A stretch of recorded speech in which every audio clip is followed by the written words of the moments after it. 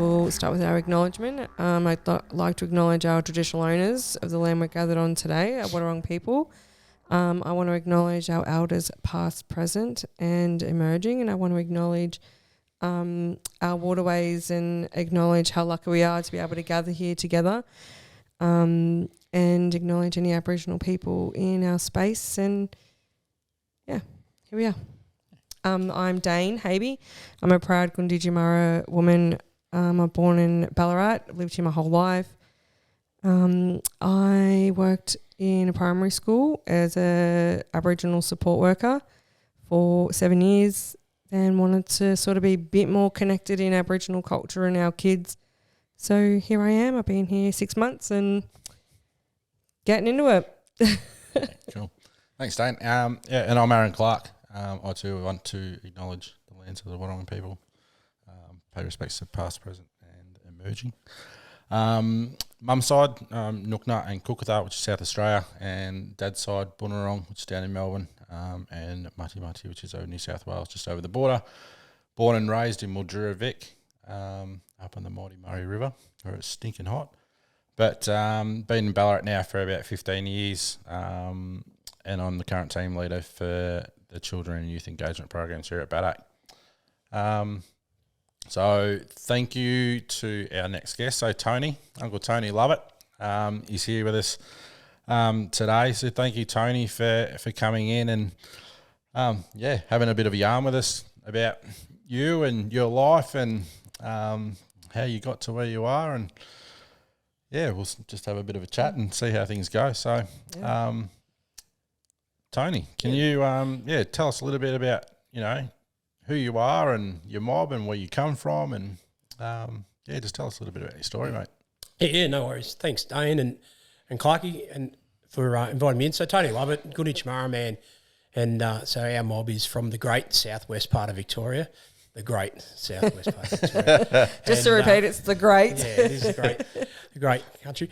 And probably, I've lived in Ballarat most of my life. I was actually born up in the Wimmera, and Mum and Dad were up there. They moved from Hayward. Dad was born and raised at Lake Condamishn, and Mum was in Hayward, and they moved up to Nil and got married and had a couple of kids up here. Had all the good kids in Hayward, and then so Suzanne and Wendy, although and myself, and then moved to Ballarat, and then they had Peter. And, so we've always lived in Ballarat for a long time. I lived here for most of my 55 years, and but also had a fair bit of time of moving around, going to different places, doing different things, working in different organisations across Victoria, but also actually working throughout Australia. So I worked in radio in Alice Springs and Townsville, and travelled with the circus in the way of Coloured Stone, an Aboriginal rock band throughout Australia, and toured with a couple of musicians overseas and did different things. So, but currently work at VACSAL, Victorian Aboriginal Community Services Limited. So I first started there in 1989. Yep. And I'd have a massive amount of leave and super if I'd have stayed there all that time. But I think this is my sixth incarnation back at really? VACSAL. Oh, really? The longest was 12 years, and I finished up in 2021 and went and worked for Windamara in Hayward for a bit just to go back on country and work back down there, family and community. And then worked in government for a little bit over the last couple of months, and then came back to VACSAL just before Christmas. So. Oh, yeah. Nice. Oh, there you go. Nice. What did you want to be when you growing up? That's a funny question. It's always a good question. I never really knew what I wanted to be growing up. We had a lot of music around in the house, so Uncle Tony Lovett used to live with us and sort of taught me how to play guitar. So the aspirations of being a drummer and or a lead guitarist and those things. So I ended up being a singer in a band, only because no one else in my school band wanted to sing. So I did that. But it was funny, when I was about 15 or so at a careers day, and back in those days of the old CES, we had Aboriginal liaison officers, and might have even been Richard Kennedy, Uncle Richard, and he asked, what career aspirations did you want? And I said I wanted to be the administrator or the CEO of the Aboriginal Co-op. Oh, yeah? really? And in those days, in the 80s, it was Uncle Phil Cooper. Oh, yeah. Was the CEO of the co-op then. And so I realised that aspiration in 98 when I did become the CEO. So I had 3 years at the co-op back when it was a very small or a lot smaller organisation. Yep. And then, funny enough, before that, I'd actually worked with Uncle Phil at Legal Service when he was the CEO there. I worked under him, and then also at Vaxel. He's also been my manager at Vaxel in a previous life. So I've sort of followed him around in the way that he worked in organisations and helped set up BADAC. Yep. So that was it. So I realised that aspiration very early on. It took me 30 years. Yeah. So, Pretty good man to follow around though, Uncle Phil Cooper. So, yes. Nice. So that was it. And I still play music. So Yep. I realised my goal of being a CEO or the administrator, and then realised that maybe that's not what I want to be. Well, at least you'd made it there and decided. Yeah. I got the opportunity then to have a look around. And it was interesting going in to be CEO because I'd worked as the deputy CEO of the Aboriginal Legal Service. Yep. It was almost a bit of a Bradbury moment though. Like people were dropping off at the top, and so I just kept coming through to the top. And but one thing I noticed is I didn't understand how governments talk to us. Yep. And I think they bamboozled us a fair bit by using language that we didn't really understand. So I went and worked in government and got to know how government worked and learnt their language, and that's when I came out to BADAC and I had that knowledge of how government worked, and it helped me throughout my 3 years there, helped me to start to rebuild the co-op up again. It had been decimated through when Howard government came in and they cut all the funding to administration to co-ops and services in Victoria. So we were rebuilding. So that knowledge base that I had about working in government came in handy and helped me out there. So, yeah. Yeah, cool. Yeah, awesome. So what are your earliest memories of BADAC? My memories go back before we had BADAC, and it was about sitting around in the lounge rooms at Auntie Myrtle Muir's place. Oh, yeah. And one of the earliest memories would be of David Gulpilil. And so Uncle Ralph Nichols used to bring dancers down from Arnhem Land and come around to schools and communities across Victoria. And he brought them into Ballarat, and so we were all sitting around in Auntie Myrtle's lounge room and watching the dances and stuff. So it was those things there, the connection there of like going around Uncle Teddy's place, around the corner there, Glenda Blackhall living just up the road, the Alberts family, the Saunders mob. In Wendouree West, we had the community was out there, and West was best in those days, and It was very good. and your mob was there, like your father's mob was there too, and so the community, the co-op really started out of there, and then that's when Uncle Richard Kennedy and Uncle Jim Berg and those people got together and helped set up the co-op, and they recruited Uncle Phil Cooper there in the 80s, and Larry came down and Daryl VV. It was also like Val Heap was the receptionist then, and Glenda.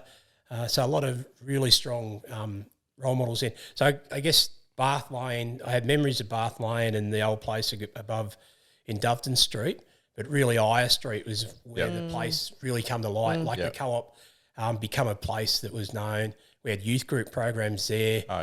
We used to get scared because we weren't allowed to go down in the cellar, or we'd hear voices, we'd hear footsteps all the time. And, I've heard a few stories about the cellars and that down there.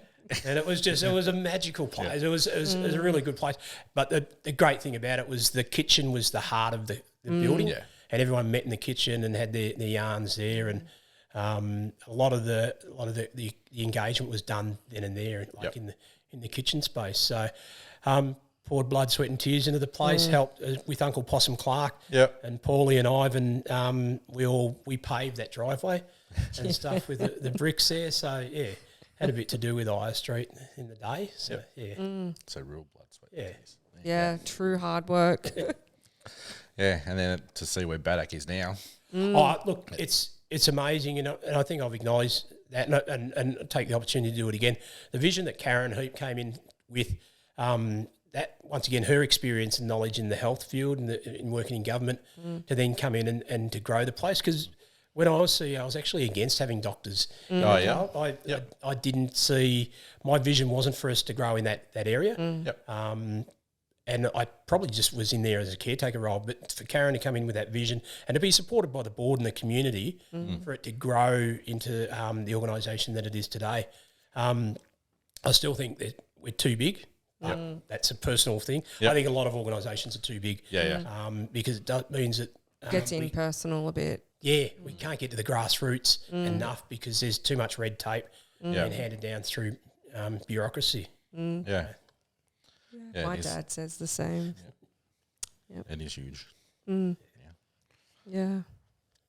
Can you tell me a little bit about some of the important people that you've got in your life, Tony? And I guess who's had the most influence, or which people have had a huge influence on your life, both personally and professionally? I guess straight up, like my parents were the biggest influences. We lost Dad 15 years ago, 16 years ago now. But just his resilience, and it's one of those things. It's sort of knew it was there when he was alive, but didn't really acknowledge it as much about the fight or that he'd had to endure, and the strength. That he was born on the mission. He worked hard most of his life. He suffered some horrific injuries throughout his life. But he was always prepared to back his family and back his mates and stuff. He loved a good Charlie Pride song, and so he instilled that love of music within me, but didn't play music himself, other than the spoons. I don't know if you count the spoons. He was well renowned for being a spoon player. And Tuesday night at the hostel, when he was in charge of cooking, it was saveloys and mashed potato. That was the standard. So he had a huge impact and influence on my life, and so Mum, who's still with us today, and still does, is that staunch, being a non-Aboriginal woman, but very much connected to the Aboriginal community. Different times she was challenged, and she's always stood by her principles and stuff. She's still very strong, determined. Some would say stubborn. I wouldn't use that terminology, but no, she's very strong-willed, and she gets that from her father, my grandfather, who's very strong. But also her mother as well. My grandmother, she lived to be 103, so she had that resilience within her. Come through all those times of the depression and stuff, and so they're huge influences on my life. Obviously, my partner today, so Donna's a very strong influence in my life today, and the truth is, if it wasn't for Donna, I wouldn't be here today. I was probably heading down that wrong path. Just doing things that weren't going to give me a long life. I'm not sure if I've got a long life left in me. Who knows? But I am here today because of Donna and the love and support that she's provided and stuff. So that, just in terms of family, that's there. Other people in work, Rexy Morgan was a huge influence on me, locally, work-wise as well. And I fortunate enough to work with Uncle Alf Bamblet for a long, long time, and we played music together. As I said, when I started in '89 at Vaxal, he interviewed me there. He brought me on and he mentored me, and we miss him immensely and stuff. And so they're the people that are, other than the ones that I've already mentioned, that have had that impact on my life. So Cool. Awesome. You've definitely you've mentioned some key people who have had an impact on so many people in our community. And even the ones that have passed, still managed to have an influence on our life in some way. The other one that'd be remiss of me not to mention also is Uncle Teddy. Grew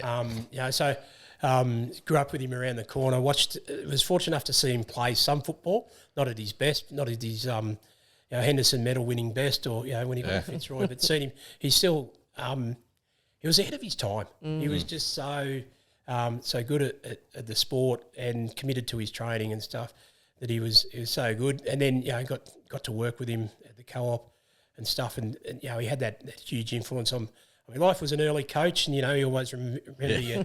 I hope you always remember your junior coaches. That's the only reason I coach junior sport, is that I'll be remembered by kids. No, but yeah, just had that influence of. And back in the day, we used to have the leather footballs that were wet and looked like balloons, and Uncle Teddy would give you a stab pass from 10 metres and break 3 ribs. So, yeah, I wish I got to see Uncle Teddy play footy back in his heyday. From what I've heard, he was one of the best going around, and did he win 2 or 3 Henderson medals? 3 Henderson medals, I think. Yeah, and that was after he'd played VFL football. Yeah, yeah, right. Yeah, it's not bad. What are your hopes for what the future holds for Aboriginal community in Ballarat? Oh, God, timing about this question. And who knows, this podcast could go into a time capsule and people will be hearing it. So we're getting close to Jan 26, which always stirs up a lot of emotions around our community. Yep. And whether you're for or against a day of celebration or a day of mourning, I think there's a place for both within our community. It's just not January 26. Yep. And people that continue to try and push this date down our throats as being the date of settlement, well, we know it's not, but it's also not the day of invasion. And that's happened over a lifetime. So I think I used to say Ballarat, we were pretty good at being, like, we're multicultural without being multicultural.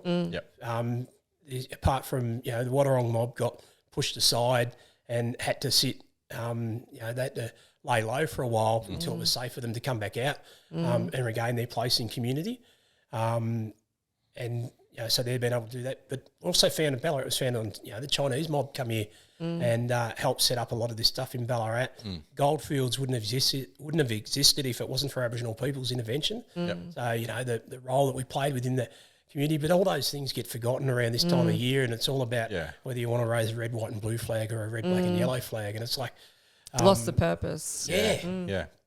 So...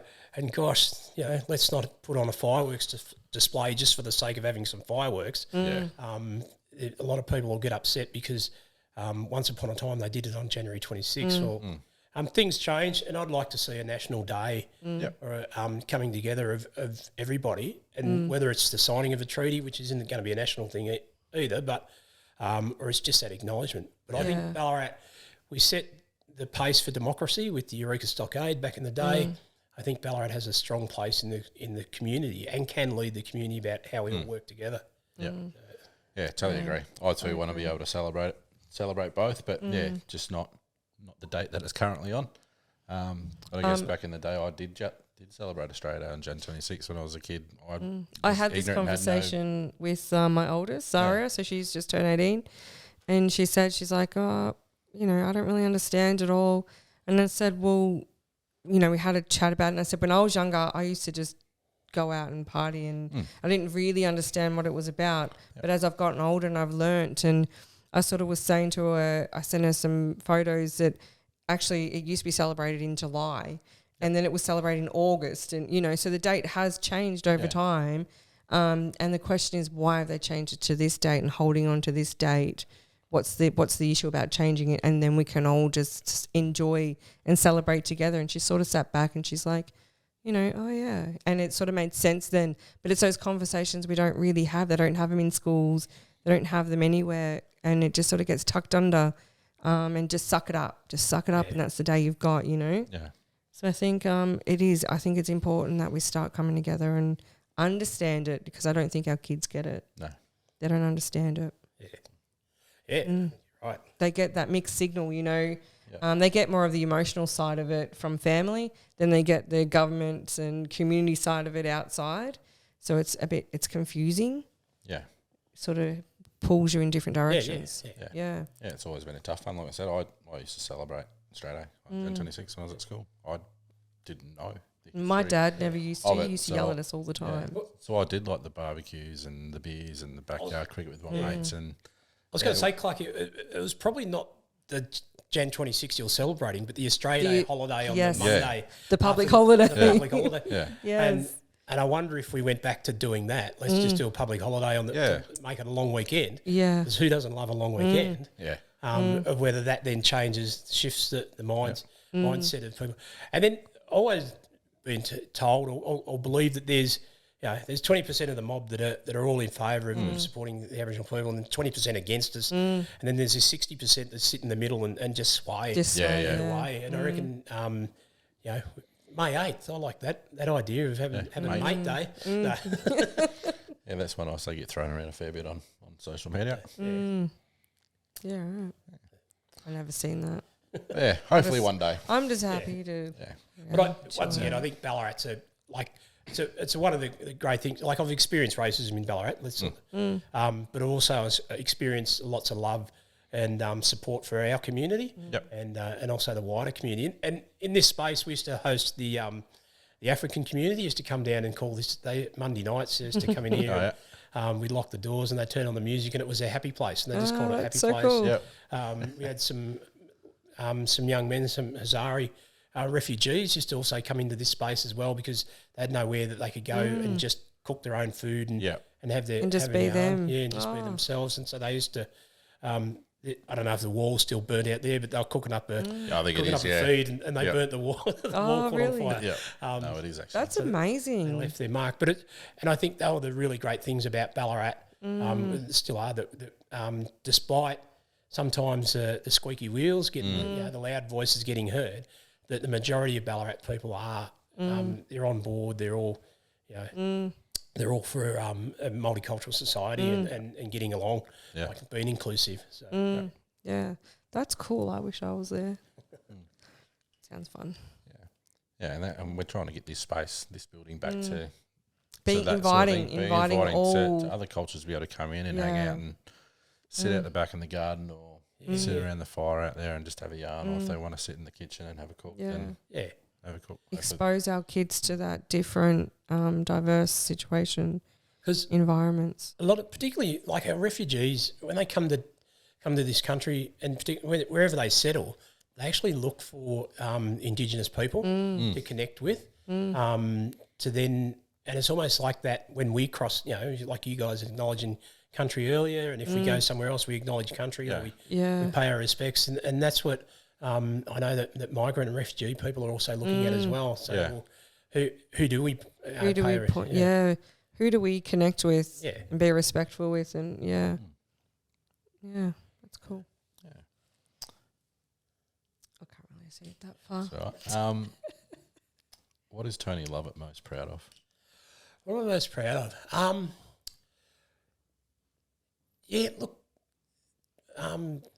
Laboured over this one. Had a look at it. Went, okay. So, what are the things? My children are one of the key things that probably sit there. That between Donna and I, we have 6 kids. Yep. From those 6 kids are 8 grandchildren, and then we've got our extras, our bonus kids that sit in there as well, grandkids. So. And I guess it then comes back to, I'm proud of family and like connection to family, that strength that we get from being part of a mob. Yep. Being connected to the oldest living culture in the world is really important. Yep. To be able to go down, so recently I've just come back from camping down by Bukhara, which is the Glenelg River at Nelson, and nice. We get to, we camp in caravans, but we've evolved a little bit, but we're still sitting there with family, with cousins and with relatives, and just on country, and you get to paddle down the river in the kayaks and stuff, and just that connected country. So probably most proudest of family and those connections to family and how we stay strong. But also, and it's always interesting then to find other family connections as well, and to make those connections. So. And helping people on their journey, like reconnect or find their way through. So I think just the other one is just really is staying connected to community. Yep. I tried working in government and I liked it, but I just missed being answerable to the mob. Yep. And as much as like you're still, even if you're working in government, you're still answerable to the mob. But sometimes you get pulled in different directions. So that just staying true. Yep. Yeah. No, totally agree. I found that too. It's more comfortable working for community. I don't think I've ever really felt that connected to community since I was a kid. doing youth group, and the family. There was lots of family around when I was a kid, and then as I sort of got older, it sort of scattered, and then I didn't really have it. Yep. And then when I was sort of working in the primary school, I'm like, I miss this. I miss the yarn with the parents coming in and the morning teas and the kids and all that sort of stuff. And then, so, we've sort of just rebuilding our family, coming back. Yeah. Okay, cool. So for listeners in years from now, what advice have you got for them, or can you share some wisdom with them? For our young listeners. For our young listeners in 10 years' time, has Tony got any words of wisdom for them? What's my standard go-to? No, I'm still looking for my own wisdom before I can start sharing it. So I guess, I think for me, it's find what you love doing and get someone to pay you to do that. And I wish it was an original quote. But many years ago, I took a group of young men to Darwin. We had a program. It actually was a bit born out of this room as well. Remember the Black program? Were you part of that? Oh, yeah. We did leadership program with leading teams. And so we got a small group together that we got some money through Oxfam, through Lisa Briggs. And we took some young men to Darwin for the Aboriginal All-Star game. And they got to have some FaceTime with Peter Burgoyne. Yeah, and stuff. They got to watch training and sit down with some of the players and that. But it was Peter Burgoyne that said, someone pays me to do what I love doing. Yeah. I'm just playing footy. I've got to do the hard work to stay fit and healthy and stay in the game. But I love playing footy and I'm getting paid for it. And that stuck with me. And I realised that's what I love doing. I love working in community organisations. The stuff that I do. So at Vaxel, we get to do the sports carnival stuff. We get to do the Massive Murray Paddle program. We get to do some men's programs, Best Start, men's centres, all those things. And I love doing that sort of stuff, and people are paying me to do it. So it's really good. So if I could pass on any wisdom to young people, it's just that. And don't, as I said, the last iteration I was at Vaxel for 12 years. Yeah. So I started, whatever that was, I was 50-something or 40-something when I started. So don't think that it's all going to happen the day you turn 18 or 21 or 25 or 35, It's like just keep working through to eventually find your space, find your own place and something that you love doing and that you and that's, if I look back on that sort of stuff, I've had lots and lots of fell in potholes along the road at different times and even gone off on different tracks, but I've always come back to that one track and so, and who knows? I can predict that I'll hit some more potholes along the way as well. So. Yeah, no, totally agree. I think I said it before in one of our other catch-ups. I didn't know what I wanted to do when I finished school. I wanted to be a pro golfer. And I was actually pretty lucky enough that I got to do that for about 3 years, but it wasn't until 14 years later when I got that job at AIM Mentoring, where I got to run a mentoring program for Aboriginal high school kids in Ballarat, that I was like, I think I found my spot.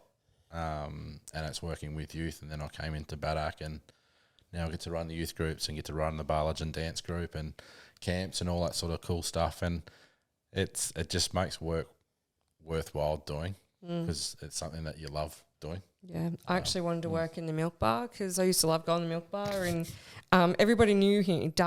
He worked at the milk bar. Everybody knew him. He was funny and give lollies and big tubs of ice cream. I wanted to work there. I didn't. I worked at the supermarket. It's just a bigger version of just a milk a bigger bar. version. Yeah. But yeah, I actually wanted to foster and stuff because that's what my mum done. She had lots of kids coming and going and that's sort of what I wanted to do. And then I thought I'll work in a childcare. And then I had all these little kids crying around me and stuff. I was like 16. I think I'm like, I don't want to work in a childcare. I'm out. And then I just worked odd things. And then Wendy's. Worked at Wendy's. I was pregnant. It was my favourite job. Ate a lot. Then I was a stay-home mum for a while. Yep. And I worked in a primary school and I loved it. Yep. An influence in the lives of young people. Yep. Yeah. I just loved they're easy. They're so easygoing. And although I didn't sit in the classrooms that often with them because we were mostly out playing games and stuff, But I loved that. I loved that I could be a person. If they were having a hard day, I'm going to go and see Dane and we'll just go and do something fun or chill out, chat, drink Milos. Yep. I enjoy that. I enjoy that I can be that person for them. Yeah. Yeah. And here we are. Do you want a podcast that Yeah. we're sweating about all day Yeah. She's over been freaking here? out for a while, but no. It's, Yeah. like you said, there's no rush. No. There's no rush. You will eventually find what you're meant to be doing, and like you said, you fill your little potholes along the way, or you hit your speed humps. But and a lot of times we don't. In the moment, you probably don't realise you're achieving your goals or whatever, because it just feels like it's just life rolling through. And then, if that, once again, if it's a word of advice for young people, is sometimes you've just got to savour the moment, and but you might not realise that until 10 years down the track. And go, that particular moment there was pretty significant, and those things. So So what lessons has your work life taught you that you can pass on to our listeners? I guess one of the important lessons, it revolves around that connection to family again. And it's no secret, Vaxel, there's a strong family connection running through there. And Uncle Alf, he set that up, and he employs family because he trusts his family. You can also growl at them and stuff, and things have evolved. Like we do have different workplace laws these days where you can't growl at your staff, even if they're related to you. But we still have that fundamental belief, that core belief around family, and that Vaxel is about family connections and looking after families. And we're fortunate enough to have jobs. A lot of our mob in the community don't have jobs, so let's make sure that we're doing the best that we can to support them to make sure that they can achieve what they need to achieve. If they need to get a job, well, then they come through our training program. If they need support fleeing violence or those things, that we've got those supports there for them. We do the work in the men's space, and so, well, if men need to get on track, a different track on life, or get off the track that's leading them down a negative pathway, well, we can do that. We can help out with those sort of things. So I think, the thing I learn in life, and that is, don't kill yourself over a job that's going to replace you. We've all heard that one. So it's find that work niche, and that's the one thing about Vaxel, that it is a good place to work. You can leave any time and come back. The other one, Uncle Alf used to always say, people will hang around there long enough, they'll get a job. So I'd gone for 2.5 years, and I come back and I see that there's people there now working there that used to just hang around there. So I reckon that's happened at Badak too. I reckon there's some probably. Well, I started off volunteering at youth group, and there you go. Yep, here I am. I think I hung around for a little bit, and then I got drawn in the board for a few years, and then John and Karen finally got me in here as a worker. Lived for a little while. Tony, I heard you mention before the massive Murray paddle. Do you want to tell us a little bit about that? Oh, certainly. Like, I love that. And that's one of the programs I'm really proud of being part of. And it's actually what brought me back into Vaxel. So the Massive Murray Paddle, it used to be the Murray River Marathon, started in 1968. And a couple of old guys decided that they were going to paddle down the Murray River and raise some money for Red Cross. And I think, and there's Mark Thornthwaite and, I forget his name. I know it, Bill Robinson, so those guys there. Anyway, so fast forward a few years, and in those days it used to be 404 kilometres over 5 days. So from Yarrawonga through to Swan Hill. Guys that were known to our community in Merv Atkinson and Norm Sharp paddled as a police team, police and Aboriginal community members, and so they paddled, but they did the full distance. And it was something when Merv was in the police force. So Merv was brought up in the Ballarat Children's Home, like come from Swan Hill, from Wamba country, brought up in the children's home, and when he turned 18, left the children's home, he joined the police force and served most of his time in Ballarat over his 25 years in the police force. When he left the police force, he always thought the way to combat the overrepresentation of Aboriginal young people in custody in particular was to get police members to understand a little bit more about Aboriginal young people. So he said well, why don't we do the Murray Marathon?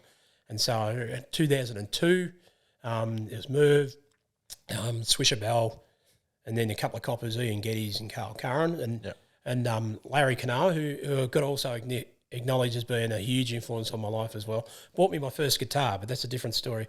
Come back to that one. Uncle Larry, they sit about, and Paulie Clark doing the Murray Marathon.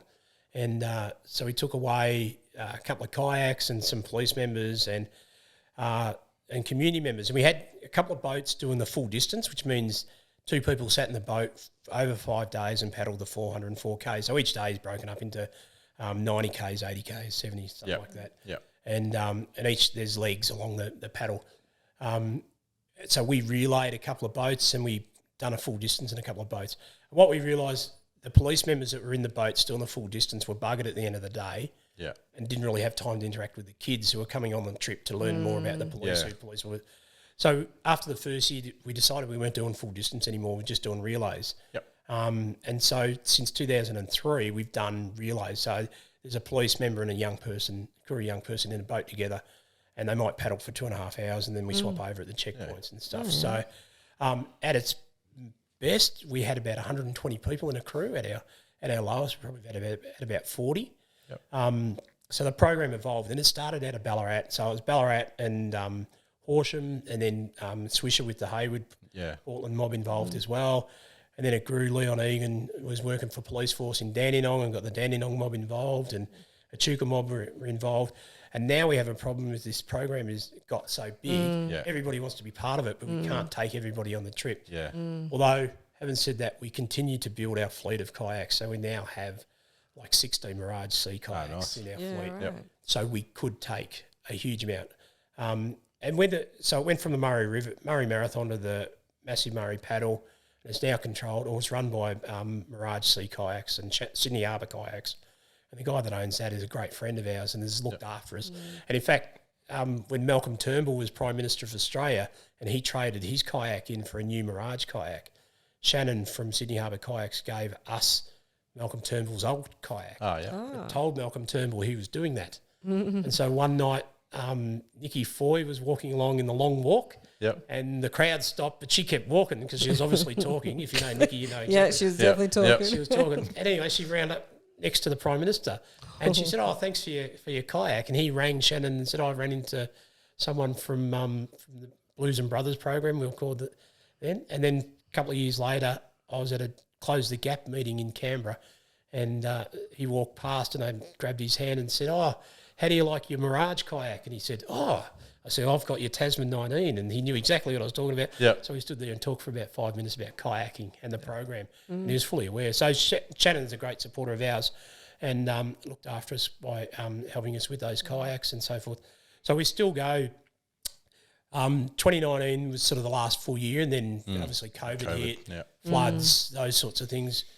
We went in, and that's why I went back. We went in 2023. Arthur Ellis had been trying to get the program going or keep it going, and so we ran a program in 2023. This year we're back, and we will be back to full strength and full capacity, and so getting around. So we want kids from Ballarat involved. We always look for that mix of kids who have been in trouble, but give them the opportunity to say, "Well, we want you to come on the paddle in 6 months' time." So you've got 6 months to stay out of trouble. But we also want positive influences. So those young people that haven't been in trouble, but miss out on doing things because the kids, it seemed to be that we do the reverse. We reward bad behaviour. I said, if you get in this youth, if you're in the youth justice program, then you can go on a flight around, helicopter ride around the Grampians. But if you've gone to school and you stayed out of trouble and you've done all the right things, well, then you can pay for your own trip. Which is that wrong message we send to our kids. So we want to make sure that the program continues to bring in and the positive peer influences. And that was one of the great things about Ballarat, that very rarely did we find any kids that were in trouble. Our youth justice numbers were always low. And so we'd always take those kids that were positive peer influences. The kids from Dandenong, same thing. Like there's some great kids down there that come from out-of-home experiences, out-of-home care experiences, but are all just really positive young role models and led by the community down there. So cool. I'm sure we can find a few kids for you. That'll be keen. What's the age? We look at secondary age kids, mainly just because of the physical nature of the paddle. It's now moved. It used to be in December. It used to be Boxing Day to New Year's Eve, but it's now in November. So it sort of rules out year 11 and 12 kids as well, because we find that most of them are doing their exams at that time as well. Yep. However, there's a young fella called Jasper Foy. When he was doing his year 12, he negotiated with school and got his exams moved so he could come on the paddle. Yep. Yeah, that's Well, you got other stories, other kids that were supposed to be studying that didn't study, or some local footballers like Cooper Craig Peters. When he came on it, he ran every day because he knew he had to reach some times. Some other boys come on, and I heard him talking to Pardo at North Ballarat saying, we're on the camp. We didn't get to run. And, you know how driven someone like Cooper was. That he ran every day. And so to have those positive influences. And hearing stories back from police, so there was a police officer was on patrol New Year's Eve at Flinders Street, and a young Aboriginal person came up to her and said, do you know about the Massive Murray paddle program? And she said, no, I don't know anything about it. And the young person had been on the program with us, but she had that confidence that she built up that trust with police to be able to approach this police officer because she wasn't having a good night. The police officer helped her out on that night and then followed up with us to find out a bit more about the program. That's cool. And got involved. So, Oh, that's great. That's cool. That's awesome to hear. I've heard some good things about the Massive Murray paddle, and seen a couple of music videos that you've done with young Coops and Sampy and Joshy Carlisle Marks and those clowns up on the kayak singing and dancing and doing all that sort of stuff. So, do you realise we had that particular clip? Adrian Eagle's doing the vocals in that clip. So, that was pretty cool. He recorded in this room here. So. Yeah, he did. That's right. I remember that. But I've heard some good things. I've never actually been on one myself. I want to come check it out. Don't know how the old body would handle it now, but it's a good challenge. So go to the gym. Surely I could do like 5 minutes. It's great. To be honest, I went 8 years before I actually set my ass in a kayak. We'll go with that on the timeline. I've got 8 years. Got 8 years. Sweet. But I've loved it like ever since, and it's just it's something that's very.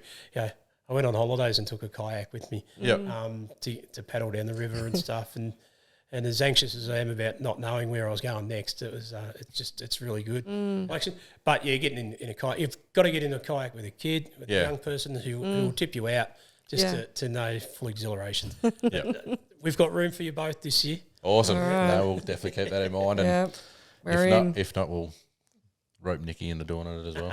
Nikki will be in, I'm sure. She loves water. She'll be in. Or she will chuck you into Peter Shane Rodimer has been in a boat. John Canoa has been in the boat. Johnny Canoa has. Johnny Canoa didn't camp though because he was too scared of spiders, so he slept in the back of the car. But he actually, I do remember a time that would did be tell me. me that is typical John Canoa, I think. Yeah, that's cool. I'm up for that challenge. Yeah. How do you want to be remembered, Tony? I always wanted to be remembered as someone that was there, that was helpful. But I guess people's memories or perceptions of what was helpful or not helpful are going to. Hopefully, I've influenced them enough to think that that I contributed something. But I'm not going to lose any sleep over people who don't think that as well and stuff. So, because for too often we get too tied down on trying to make sure that everyone loves us. We just want to be loved. But at the end of the day, it's the people in my circle that love and care about me, that I love and care about, that they're the ones that are most important. And I learned that lesson a few years ago. I was too worried about what other people were saying and what they might think, and then realised that I was pushing the people that loved and cared about me. I was pushing them away a little bit because I was too worried about what other people were thinking, and then said, no, well, I just got to worry about what goes on in my circle and stuff. And so, so I just want to be, remembered for that. Also, I want to be remembered for kicking a goal on Community Park in the 2003 Carnival. But I'm not sure if that'll come through. I don't think I played. Well, people remember it now because you just spoke out about it on the podcast. Yeah, there you go. So I think I played that this year. I think I was still at school. Anyway. I didn't stay at school very long. I wanted money. I wanted to work. Yeah. So what's next for Tony next? Lovett? Just keep, I guess, getting the program, getting the Murray Marathon program, or Bungalow in Millikay. Yep. Is what we call it. So it was Blues and Brothers when Merv started it up. And then we realised that there was more sisters than brothers over the program. So we wanted to be a little bit more inclusive, but also give it that connection to country. And Shannon picked up that quote that I came up with. It's the river connects country, culture and people. So we got the title from Auntie Geraldine Atkinson and Auntie Steph Charles. It's a combination of Wamba Wamba and Bangarang language.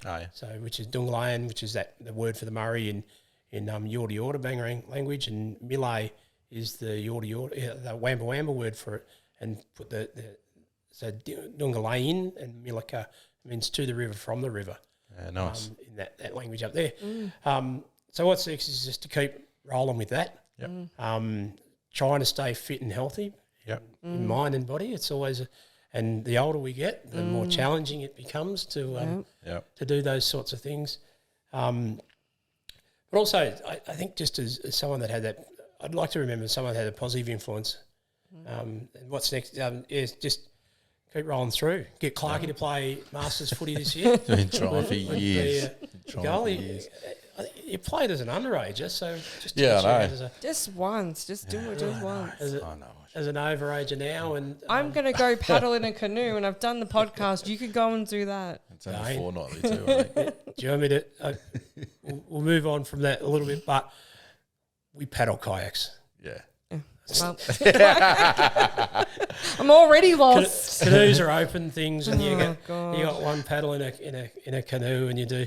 And they're very special people, those people that paddle canoes. And I say that with much love and admiration. But I might have to take it back then. come into a kayak. Kayaks are better. They're safer. All right, kayak. No, awesome. All right, Dan, you want to wrap her up? Yeah. If you could have a superpower, what would it be? Superpower. I always wanted the power of invisibility, I reckon. Same. That's what I said. Yeah, look out. But I also moved on from there because I think that was more about being in a space and wanting to hear what people are talking about. Yeah. And as I say, as I grew up and moved on from that, not really worrying about what other people think about me so much. So, I don't know. I think it'd just be the power of consuming all food and drink without putting on any extra kilos. Yeah, I might jump on that one too. That would be nice. What is it, Elastigirl or something? Just back. Yep. That would be nice. All right. Well, Tony, thank you so much, mate, for coming in and telling us who you are and sharing your story and passing on some knowledge. I'm very fortunate enough to be able to know you for quite a long time now, and you've been a very strong man, Aboriginal man in the Ballarat community for a very long time, mate. And we thank you for everything you've done, and appreciate your time today. So thanks for coming mate. in. No worries. Thank you. Thanks for having me. Good. No worries. Thank you.